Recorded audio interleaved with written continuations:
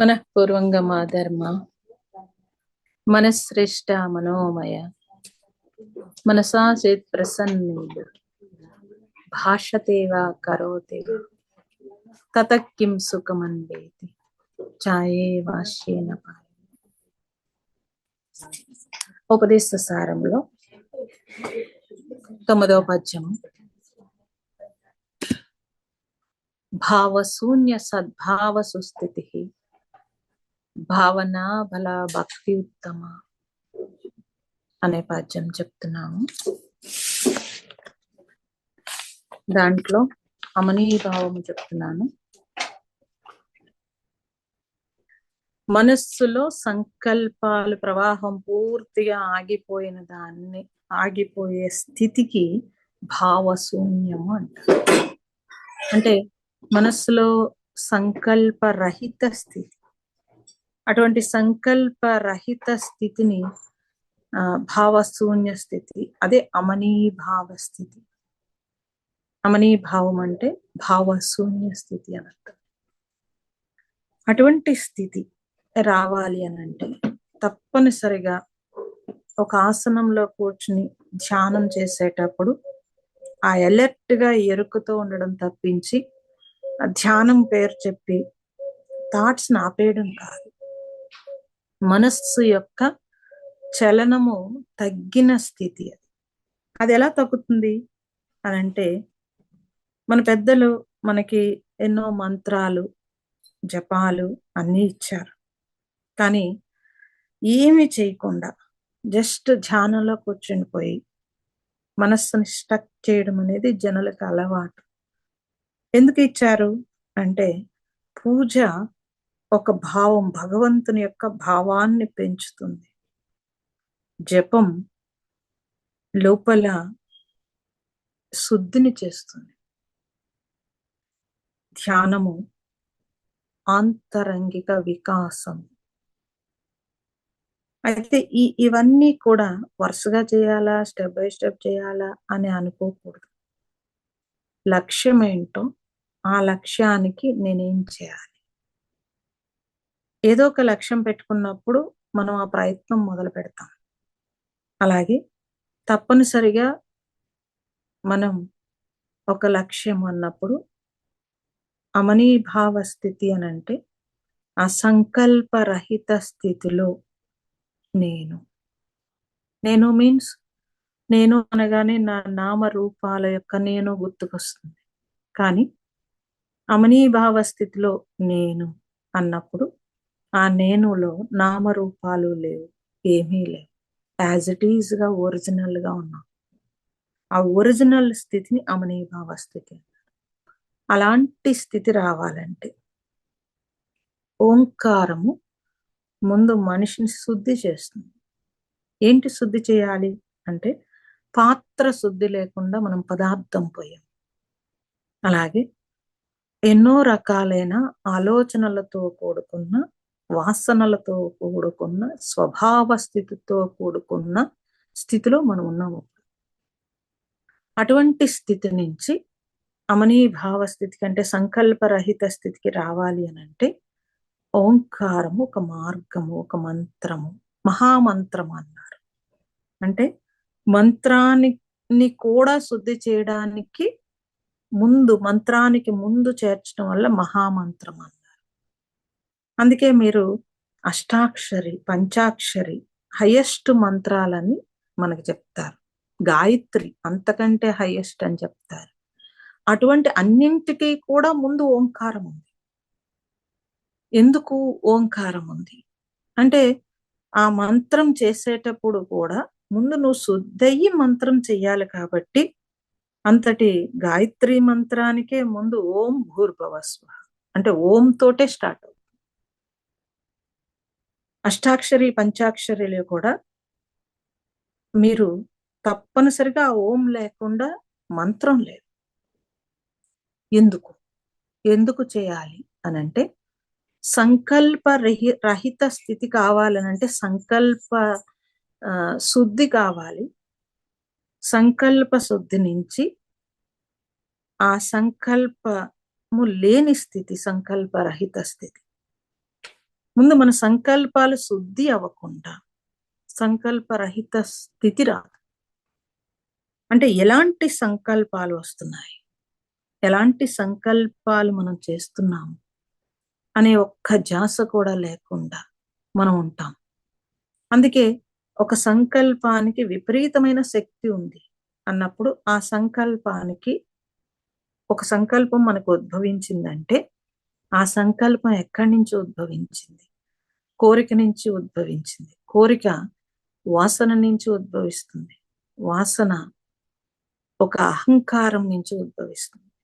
ఆ అహంకారము నేనెవరో తెలియక ఉద్భవిస్తుంది.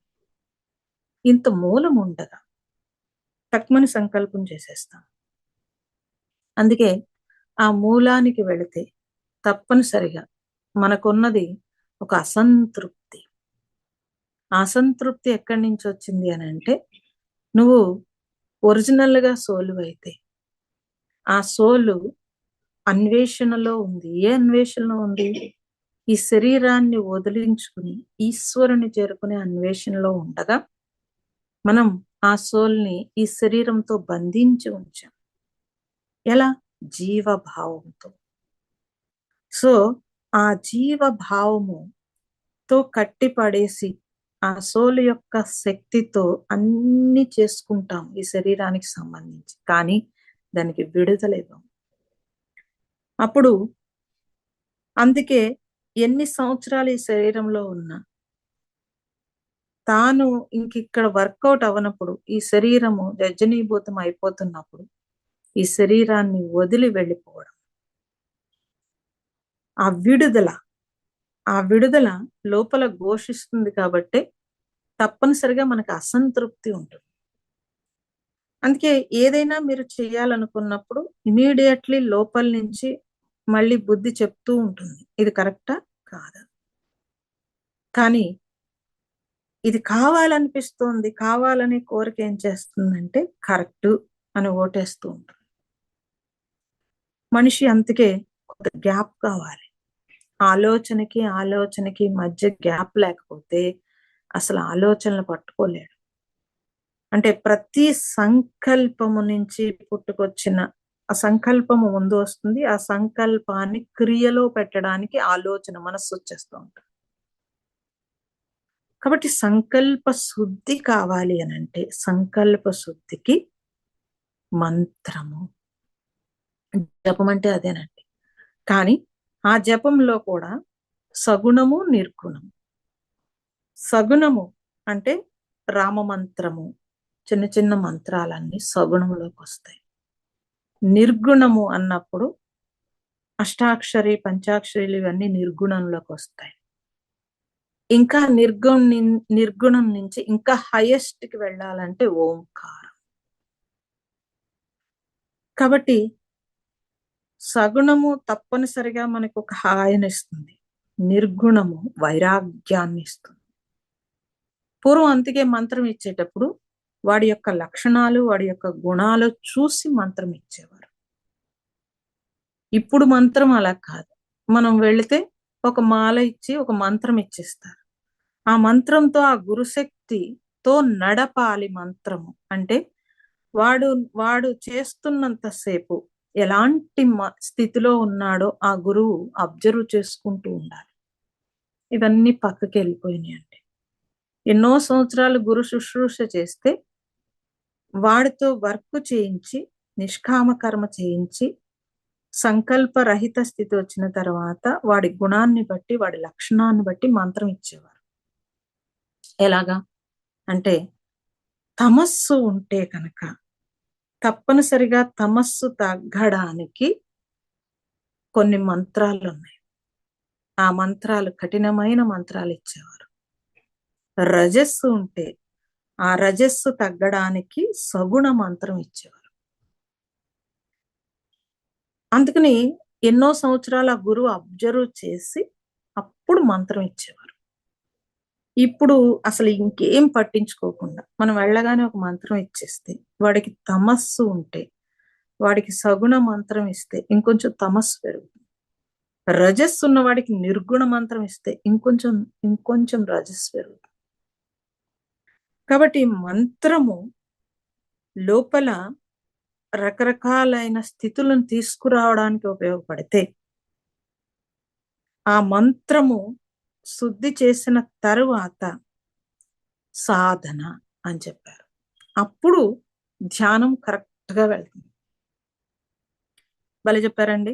మేము శుభ్రంగా 1, 2 గంటలు ధ్యానం చేసేస్తుంటే అని మీరంటే, ఆ ధ్యానంలో భగవాన్ చెప్పినట్టు మనస్సుని అణచడము, నిద్రపోవడము, ఒక డీప్ స్లీప్‌కెళ్ళి అంటే ఒక పగలు మనం ఏదో పనులు చేసి అలసిపోయో, లేకపోతే రాత్రి సరిగా నిద్ర పట్టక నిద్రపోయో, ఒక కునుకు లాగేసి నేను ధ్యానం చేస్తున్నా అంటే అది కరెక్ట్ కాదు.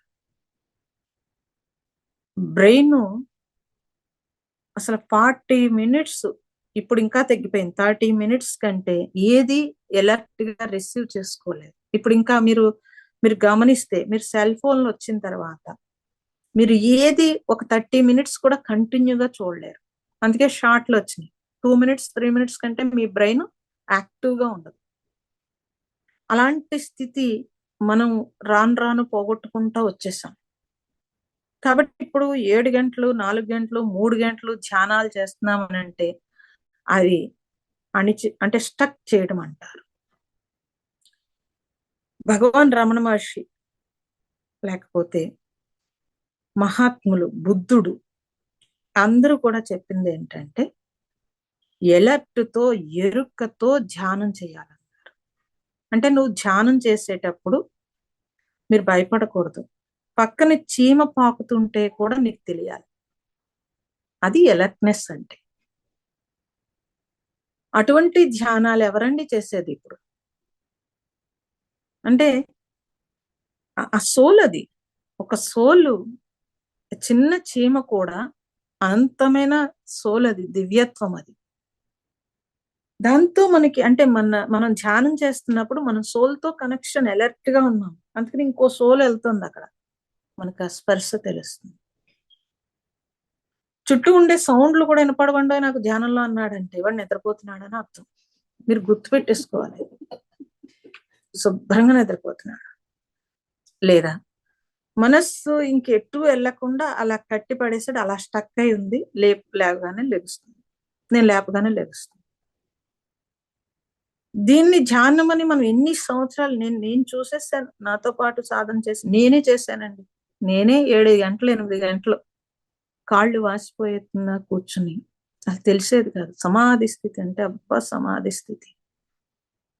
లెగిసాక ఇంట్లో వాళ్ళు కేకేసిన చిరాకు, ఒళ్ళు మంట, ఎందుకొచ్చిన ఈ సంసారం పోతే బావుండు అనిపించే పరిస్థితి. కానీ ఎక్కడో అనిపించేది. ఏంటిది? కోపం రాకూడదు కదా! చిరాకు రాకూడదు. ఇంకొంచెం ప్రేమ రావాలి. ఇంకొంచెం అవేర్‌నెస్ రావాలి కదా! కానీ వద్దనిపిస్తుంది. బిడ్డొద్దు, భర్తొద్దు, వస్తువులొద్దు, ఇదొద్దు, అదొద్దు అనిపిస్తుంది. అంటే వైరాగ్యం వచ్చిందనేవారు. అదేం వైరాగ్యం? నీ ధర్మం ఆపేసి అది వైరాగ్యం కాదు. నా ధర్మాన్ని నేను ఆచరిస్తూ వైరాగ్యం రావాలి. ఇది కరెక్ట్ అని ఎక్కడో బుద్ధి చెప్తోంది. కానీ చుట్టూ ఉండే వాళ్ళందరూ మనకొక డప్పేస్తారు. అబ్బబ్బా! ఏం చేస్తున్నారు అనంటే అహంకారం. అన్నీ నాకు తెలుసు అనే అహంకారం. ఇవన్నీ స్పిరిచ్యువల్ ఇంకొంచెం ఎక్కువ పెరిగిపోతాయి. అందుకే గురువు లేని విద్య గుడ్డి విద్య అనేసారు. నాకొచ్చు, నాకు తెలుసు, నేను చేయగలను అనేదంతా కూడా ఒక అహంకారం. అయితే మరి ఓంకారం, మళ్ళీ ఓంకారం అంటే ఓం అని దీర్ఘంగా చేయటము, లేదా ఏదో చేయటము, ఎలా చేసినా ఓంకారమే కదండీ! ఓంకారమే కదా చేయమన్నారు మీరు. ఎలా చేసినా ఓంకారం. అంటే ఎలా చేసినా కూర అవ్వదు కదండీ! ఒకే వస్తువు ఒక బీరకాయ ఉందంటే, అబ్బా! బీరకాయ అనిపిస్తే కొంతమంది అదే బీరకాయని అది తింటున్నప్పుడు ఓహ్! బీరకాయ మీద మనకి ఒక అభిమానం వచ్చేటట్టుగా వండుతారు. కాబట్టి ఎలా చేసినా కాదు. ఉన్న ఓంకారాన్ని మనం పట్టుకోవడము ఓంకార స్థితి అన్నారు. కాబట్టి మనస్సు పెట్టి ఓంకారము చేయటం అన్నప్పుడు మనస్సు ఓంకారం మీద కేంద్రీకరించినప్పుడు ఆ ఓంకారం యొక్క స్థితిని పూర్తిగా అందుకున్నప్పుడు మాత్రమే ఆ శుద్ధి అయితే సంకల్పము శుద్ధి అవుతుంది. సంకల్పము శుద్ధి అయితే ఆ సంకల్పానికి గ్యాప్ వస్తుంది. ఆ గ్యాప్ లో శూన్యము అని అనకూడదు, కానీ అమనీభావం. అప్పుడు నేనేంటి అనేది పట్టుకోగలుగుతాడు. అంతవరకు పట్టుకోలేడు. అంతవరకు నేను అంటే ఈ నామరూపాల్లో నేను నా దైవము అంటే నేను ఎక్కడున్నాను, నా దైవం వేరేగా ఉంది. ఈ దైవానికి నాకు కనెక్షన్ కోసం నా జర్నీ అనుకుంటాడు. కానీ ఈ ఈ స్థితిలో నేనే దైవం అని అంటే నాలో ఉండే ఆ దివ్యత్వం ఏదైతే ఉందో ఆ దివ్యత్వంతో నా కనెక్షన్, దాన్ని అమనీభావము అన్నప్పుడు మరి ఇది ఇటువంటి స్థితులు సాధారణ గృహస్థులు ఎవరైనా చెయ్యగలరా అంటే చేస్తారు. ఎలా చేస్తారు? భావశూన్య స్థితికి, భావశూన్య సద్భావ సుస్థితి అంటే ఆ భావశూన్య స్థితిలో సద్భావము, సు అంటే ఆత్మస్థితి. అది అటువంటి ఆత్మస్థితిలో అందరూ ఆత్మలే కదండి. గృహస్థ అన్నది లేకపోతే ఉద్యోగస్తుడు అన్నది మనం పైన తగిలించుకున్న పోస్టులు. కానీ ఒరిజినల్ గా నువ్వెవరు? ఒరిజినల్ గా నువ్వు ఆత్మవి అన్నప్పుడు, నేనే ఆత్మ అయినప్పుడు దాన్ని పట్టుకోవడం ఏంటండి? అదిగా ఉండడం. ఆ ఉండడమే భావశూన్య స్థితి. ఆ ఉండడము ఎన్ని క్షణాలు ఉంటావో అది నువ్వు. అది జ్ఞానము. ఆ జ్ఞానాన్ని మానవ జన్మకి మాత్రమే పరిమితం. ఏ జన్మలోనూ లేని అవకాశము ఒక్క మానవ జన్మలో మాత్రమే ఇది ఉంది. కాబట్టి దాన్ని అది గోలుగా నేను ఉండగలిగితే నేను అంటే తెలుస్తుంది. నువ్వు ఆత్మగా ఉన్న స్థితి మాత్రమే నువ్వు జీవించి ఉన్న క్షణాలు అని భగవాన్ చెప్పాడు. మిగతా క్షణాలన్నీ మృత క్షణాలని. అందుకే ఆయన ఆత్మగా జీవించి ఉన్న క్షణాలు ఏవైతే ఉన్నాయో అవి మాత్రమే నువ్వు 70 ఏళ్ళు ఉంటావా, 80 ఏళ్ళు ఉంటావా, 100 ఏళ్ళు బతుకుతావా. కానీ ఎన్ని క్షణాలు నువ్వు ఆత్మగా ఉన్నావో అన్ని క్షణాలు జీవించు. మిగతావన్నీ నడిచే శవాలన్నాడు. శవాలు పెళ్లి చేసుకుంటే శవాలు పిల్లల కంటే శవాలు ఎంజాయ్ చేస్తాయి. శవాలు ఇవన్నీ చేసుకుంటూ మేము ఇంత బాగా చేస్తున్నామని స్పష్టంగా చెప్పాడు ఆయన. భజగోవిందులో శంకరుడు కూడా అలాగే చెప్పాడు. ఇలా డైరెక్ట్ గా సూటిగా చెప్పలేదు, కానీ ఇండైరెక్ట్ గా అదే చెప్పాడు. ఎవరు చెప్పినా ఏం చెప్పినా నువ్వు ఈ జన్మలో ఉత్తమమైన మానవ జన్మలో నీ సోల్ జర్నీ చెయ్యకపోతే మిగతా జర్నీ నువ్వు ఎంత చేసినా వృధా. నువ్వు ఎంతంత డిగ్రీలు సంపాదిస్తావా, ఏం చేస్తావు? ఆ బోర్డు నువ్వు ఉన్నంత వరకు ఉంటుంది. నువ్వు ఇలా పోగానే బోర్డు పీకేస్తారు, లేకపోతే రిటైర్ అయ్యాక బోర్డు పీకి పాడేస్తారు. అన్నప్పుడు నీకు కూడా వచ్చేదేంటి? నా కూడా వచ్చేది నా మంచి చెడు అంటారు. నా మంచి చెడు ఏంటి అంటే మళ్ళీ నేను అనుభవించేది. కానీ నీకు కూడా వచ్చేది మంచి చెడు ఒక్కటే కాదు, భావము. ఆ భావమే సంస్కారం. ఆ సంస్కారమే మళ్ళీ నీ జర్నీ. కాబట్టి ఆ జర్నీ తెలిస్తే మనం తప్పనిసరిగా భావశూన్య స్థితికి రావాలని తెలిస్తే దాన్ని భక్తి అన్నారు. భక్తి అంటే చాలా మీనింగ్ ఉందండి, చాలా లోతుంది భక్తి అంటే. మనం చేసే పూజలు కానీ లేకపోతే మనం చేసే జపాలు కానీ ఇవి భక్తి కాదు అసలు. భక్తి అంటే ప్రేమ అని చెప్తాం నేను. ఆ ప్రేమ, అందుకే శ్రీకృష్ణుడు తల్లి ప్రేమ లాంటి ప్రేమని నాకిమ్మన్నాడు, ఇస్తే నన్నే చేరుకుంటావు అన్నాడు. తల్లి ఆశించదు. మనం మన బిడ్డల నుంచి ఏమి ఆశించేది ఉండదు. అలా మనం బిడ్డలకు మాత్రమే ఇవ్వగలుగుతాం ప్రేమ, ఇంకా దేనికి ఇవ్వలేం. అటువంటి ప్రేమని భగవంతుడి మీదకి ఇవ్వగలిగితే అప్పుడు భగవంతుని ఎందుకని బిడ్డల దగ్గర నేను నాది ఉండదు, నేను మానేసుకునైనా ఇచ్చేస్తాను. సో ప్రతిదానికి త్యాగం ఉంటుంది.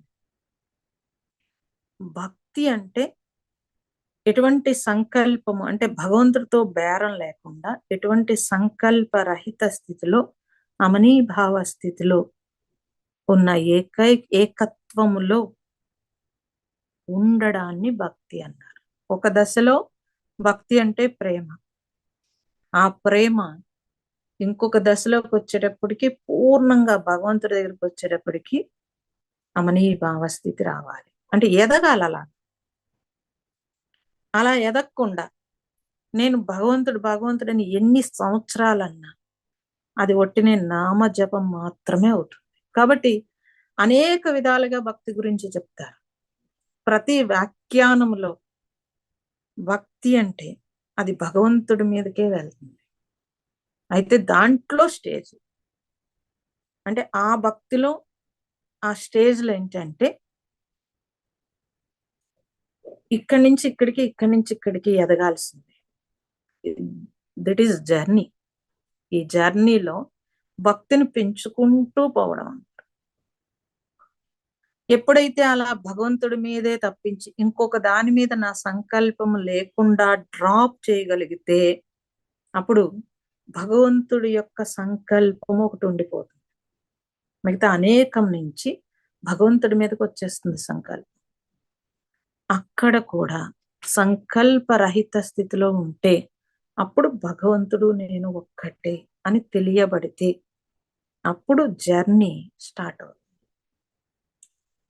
ఆ ఒక్కటిగా ఉండడానికి జర్నీ, అది భావశూన్య సద్భావ సుస్థితి, అది ఆత్మస్థితి. అటువంటి ఆత్మస్థితి సత్యం. ఏ సత్యము అంటే, సత్యము అంటే ఎంత వరకు తెలుసు మనకి, అంటే అబద్ధం ఆడకుండా ఉండడము సత్యము అనుకుంటారు. కానీ సత్యం అంటే మార్గము, అంటే గోల్. జీవితంలో ఎంతో కొంత సత్యంగా జీవించే వాళ్ళు బోలెడు మంది ఉంటారు. కానీ సత్యం వైపు జర్నీ చేసేవాడు, జీవించటం కాదు, సత్యం వైపు జర్నీ. ఆ ఏకత్వమే సత్యం. ఆ ఏకత్వం వైపు జర్నీ చేయటాన్ని సత్య దర్శనం అంటే. అది దర్శనం అంటే చూడటం అని కాదండి. దర్శనం అంటే చేరుకోవడం. దర్శనం అంటే కంటితో చూడటం కాదు. మనం కంటితో బాహ్యంగా చూసి దర్శనం అనేస్తున్నాం. దర్శనం అంటే చేరుకోవడం. భగవంతుణ్ణి ఎక్కడ హిమాలయాలు, మానస సరోవరాలు, ట్రెక్కింగ్లు వెళ్ళొచ్చేస్తా ఉంటారు, యాత్రలన్నీ చేసి వచ్చేస్తారు. ఈ కంటితో చూసి వచ్చేస్తారు. కంటితో చూసింది ఎందుకు అంటే చేరుకోవడానికి అని మాత్రం తెలియదు. అంటే అంత స్థూలానికి వచ్చేసాం. అన్ని కంటితో చూసి మనసుతో ఎజంప్షన్ చేసి ఆ మనస్సులో ఒలలాడడం అనేది మనిషికి అలవాటైపోయింది. కాబట్టి ఆ మనస్సుని కాసేపు నెమ్మదించటం సంకల్పరహిత స్థితి. అది ఆ మనస్సు ఎప్పుడైతే లేకుండా ఉందో మనము ఎటువంటి సంకల్పాలు కూడా లేకుండా తగ్గుతాయి. తగ్గాలి అని అంటే జ్ఞానం కావాలి. ఏ జ్ఞానం కావాలి అంటే జీవుడు అనే దానికంటే ఈ జీవుణ్ణి నడిపేది ఏదైతే ఉందో దాని జ్ఞానం కావాలి. అలాంటి జ్ఞానం మనకు ఉన్నప్పుడు మాత్రమే మన జర్నీ సంకల్పరహిత స్థితికి వెళుతుంది. కాబట్టి భగవంతుడు అంటేనే అర్థం కావట్లేదు, ఇంకా సంకల్పరహిత స్థితికి ఎక్కడికి వెళ్తామండి? అన్ని ఇచ్చిన భగవంతునికి మనం ఏదో ఒక లంచం పెట్టో ఏదో ఒకటి పెట్టో ఆరాధించటమే తప్పించి ఆయన చేరుకునే ఆరాధన ఒకటి మన జర్నీలో రావాల్సి ఉంటుంది. కాబట్టి భక్తి ఉత్తమం అన్నప్పుడు భక్తిని గురించి మనం విచారిస్తే గుణాతీత స్థితుడు మాత్రమే భక్తుడు అవ్వగలుగుతాడు అని చెప్పారు. అంటే ఎటువంటి గుణాలు లేని స్థితి అంటే తమస్సు, రజస్సు, సత్వం. ఈ 3 గుణాల్లో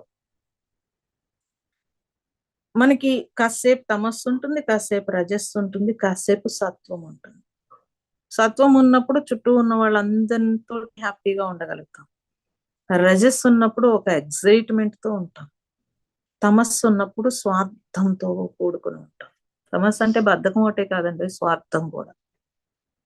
కాబట్టి అసలు ఈ 3 గుణాలు కాదు, ఈ 3 గుణాలు కాకుండా గుణాతీత స్థితి. మీరు గుణాతీత స్థితిలో ఎప్పుడుంటారంటే భగవంతుడు దగ్గరికి వెళ్ళి మీరు అన్ని కోరేసుకోకుండా ఊరికే భగవంతుడి దగ్గరికి రూపం చూస్తారా, భావం చూస్తారా, లేకపోతే ధ్యానంలో ఎలర్ట్ గా అమనీభావ స్థితికి వస్తారా? అటువంటి స్థితిలో, సంకల్పరహిత స్థితిలో ఏ గుణము సత్వగుణం కూడా కాదు. సత్వగుణం అంటే ఒక కామ్నెస్ మాత్రమే, అది కూడా కాదు. ఒక హాయి, లోపల నుంచి ఒక హాయి, ఆ సైలెన్స్ ఏదైతే ఉందో ఆ సైలెన్స్ ఉన్న ఫ్రాక్షన్ ఆఫ్ సెకండ్స్ గుణాతీత స్థితి. మళ్ళీ బయటికి రాగానే గుణం లేసిపోతూ ఉంటుంది. మీరు గుళ్ళో చూడండి, మీరు ఎగ్జాంపుల్ చెప్పాలంటే గుళ్ళో భగవంతుడి దగ్గరికి వెళ్తారు, నువ్వే నాకు రక్షణో లేకపోతే ఏ కోరికలు కోరుకునే వాళ్ళు వాళ్ళని పక్కన పెట్టేయండి. ఏ కోరికలు కోరుకోం, జస్ట్ దైవ దర్శనానికి వెళ్ళాం, దండం పెట్టుకుంటాం, కళ్ళు మూసుకుంటాం. ఆ కళ్ళు మూసుకున్నప్పుడు ఏ కోరిక లేదు, ఏమీ లేదు, ఎదురుగుండా ఉన్న దేవుడు కూడా లేడు. మీరు ఆ దండం పెట్టుకుని కళ్ళు మూసుకుని ఒక హాయైన స్థితిలో ఉంటారు. Just fraction of seconds observe చేస్తే తెలుస్తుంది. అప్పుడు ఆ సెకండ్స్ ముందు గుడి భగవంతుడు అని భావంతో వెళ్ళారు, రూపం చూశారు, భావం కూడా లేదు, రూపం కూడా లేదు. ఆ నమస్కారంలో అలా ఫ్రాక్షన్ ఆఫ్ సెకండ్స్ ఉన్నారు అని ఒక హాయ్ వచ్చింది, ఒక ప్రశాంతత అని చెప్తారు మీరు.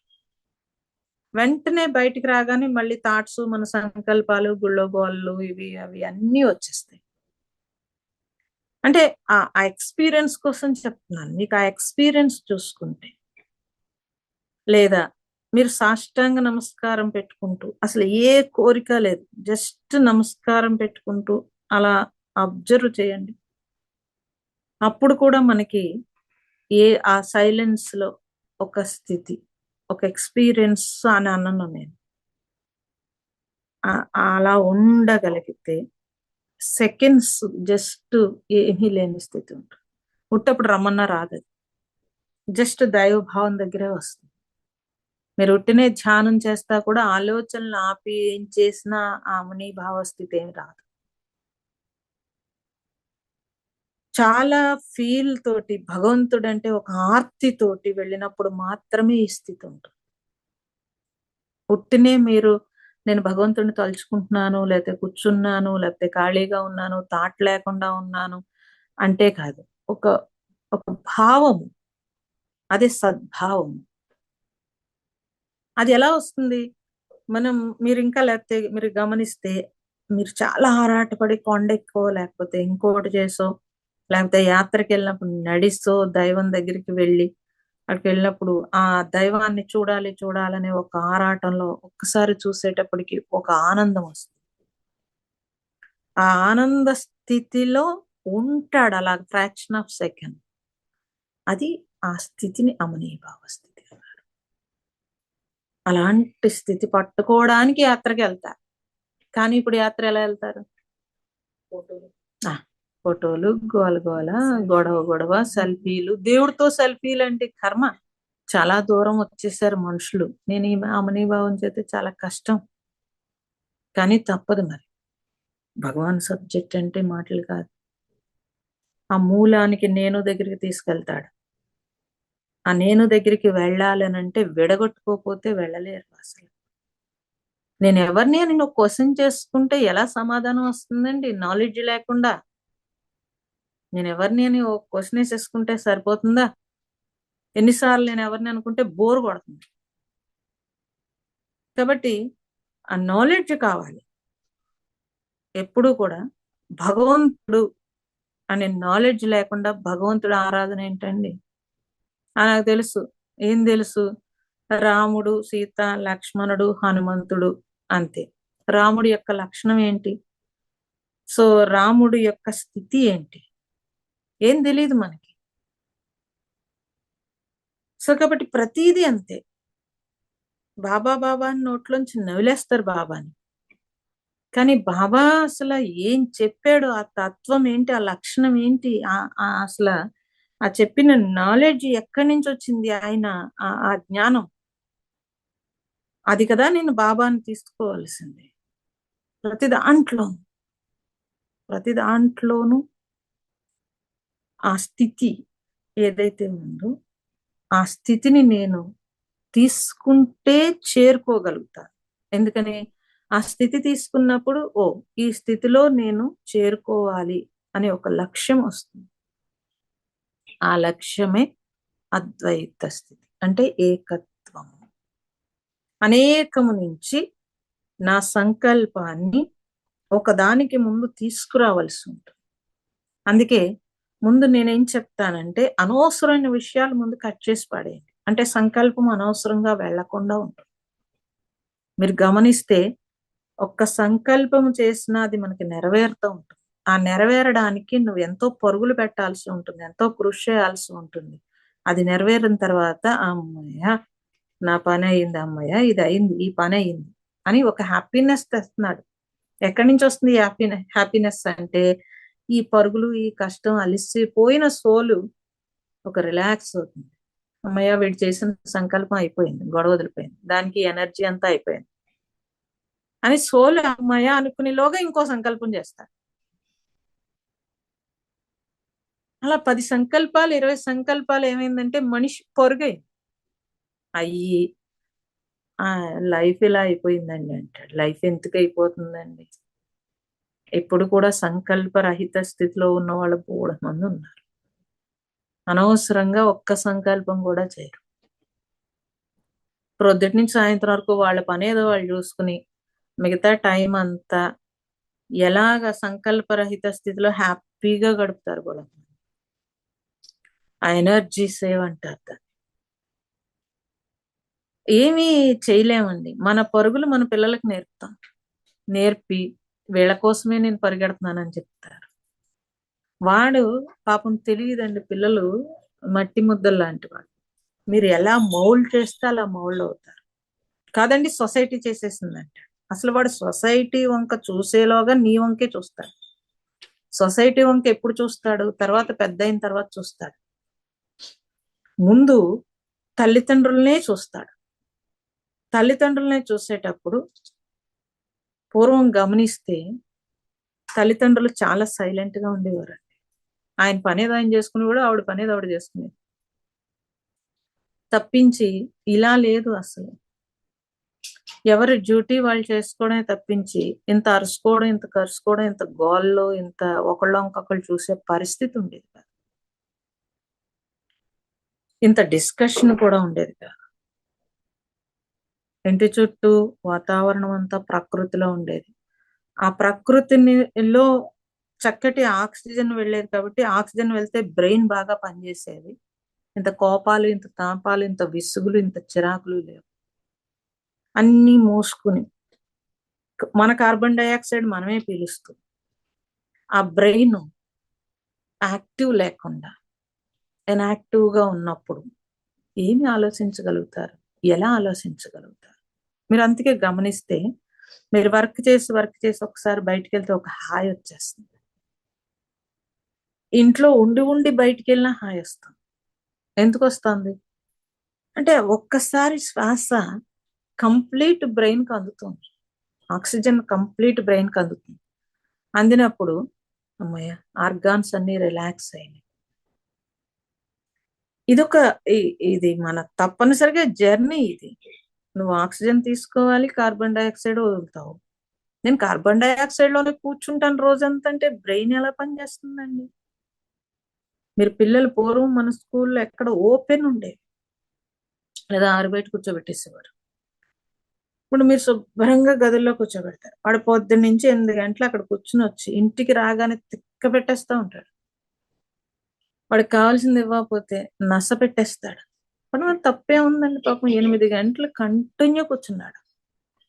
ఏదో యాక్టివిటీ చేసి ఏం చేసినా మొత్తం మీద లోపల ఒక బర్డెన్ అనేది ఉంది మనిషికి. ఆ బర్డెన్ కంటిన్యూ నడుస్తూ ఉంటుంది. కాబట్టి ఈ జర్నీలో ఇవన్నీ ఒక ఎత్తు అయితే, నేను అనేది ఏం చేయాలి, ఎలా ఉండాలి, ఏం చేయాలనేది నా నా డిజైన్. అది నా డిజైన్ లో నేను అప్పుడు ఎలాంటి పరిస్థితులు ఏమున్నా సరే ఘర్షణ లేకుండా ఒక అవగాహన ఉంటుంది. అలాంటి అవగాహన లేకుండా మనం ఇంకేమీ చేయలేం. కాబట్టి ఆలోచన రహిత స్థితి కాదు, ఆలోచన ఎలర్ట్ స్థితి. ఆ ఆలోచనకి మధ్య గ్యాప్, ఆ గ్యాప్ ఉండాలి. లేకపోతే ఇలా ఈ మైండ్ ని అంత స్పీడ్ చేసి సడన్ గా పని లేకపోతే పిచ్చెక్కినట్టు ఉంటుంది. అందుకని ఏం చేస్తారు, ఏదో పని కోసం తడుముకుంటూ ఉంటారు. ఎక్కువైపోతే అమ్మ రెస్ట్ వస్తే బాగుండు అనిపిస్తుంది. రెస్ట్ 2 రోజులు 3 రోజులు ఉంటే బోర్ కొట్టేసినట్టు ఉంటుంది. అప్పుడు ఆ బోర్ కొట్టేసి ఆ పని కోసం తడుముకోవడం, ఏం చేయాలో తెలియకుండా అవి ఇవి తడుముకుంటూ ఉంటాడు. అంటే ఆ మనమే అసలు మనం మన బ్రెయిన్ అబ్జర్వ్ చేసే పరిస్థితిలో కూడా లేదు. అందుకే ఏం చేశారంటే మన పెద్దలు కట్ ఆఫ్ పెట్టారు. పొద్దున చక్కగా పూజ. నువ్వు ఆల్రెడీ సంసారంలోకి దిగాలిరా నాయన, బోల్డు ఒత్తిళ్ళు ఉంటాయి. గృహస్థికి బోల్డు ఒత్తిళ్ళు ఉంటాయండి. ఎవరెవరో ఎన్నో రకాలు డీల్ చేయాలి. మనకు వచ్చి పడిపోయి అన్ని డీల్ చేయాలి. అందుకని ఫస్ట్ పూజ, భగవంతుడి దగ్గర కాసేపు ఉండేటప్పటికి ముందు కామ్ అవుతుంది. సో అప్పుడు నువ్వు పనిలోకి దిగు. ఏ పని చేసినా ముందు భగవత్ ఆరాధన పెట్టారు. ఆరాధన అంటే నేను చేయట్లేదు నాయన, ఇది సరెండర్ నీది అంటే కొంచెం బరువు తగ్గిపోయింది. ఇది నాది అంటే బరువు అండి.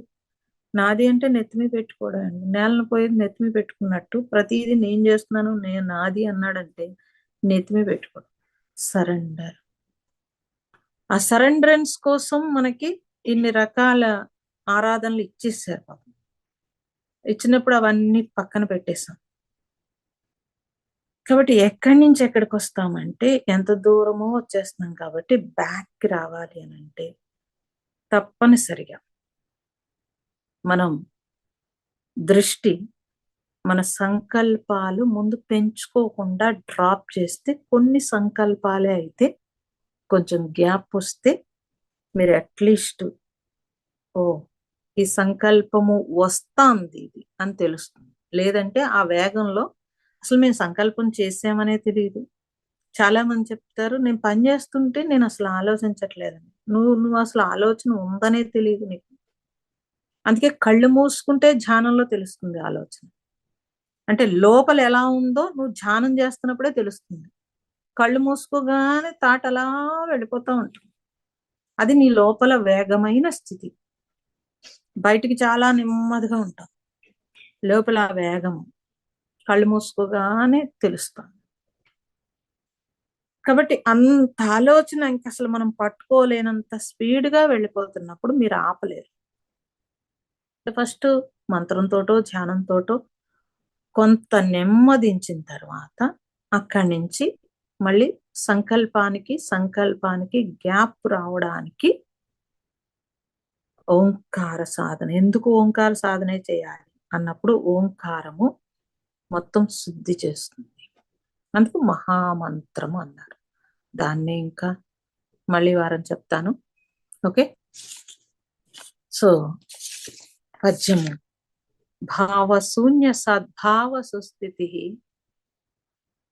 భావన బల భక్తి ఉత్తమం.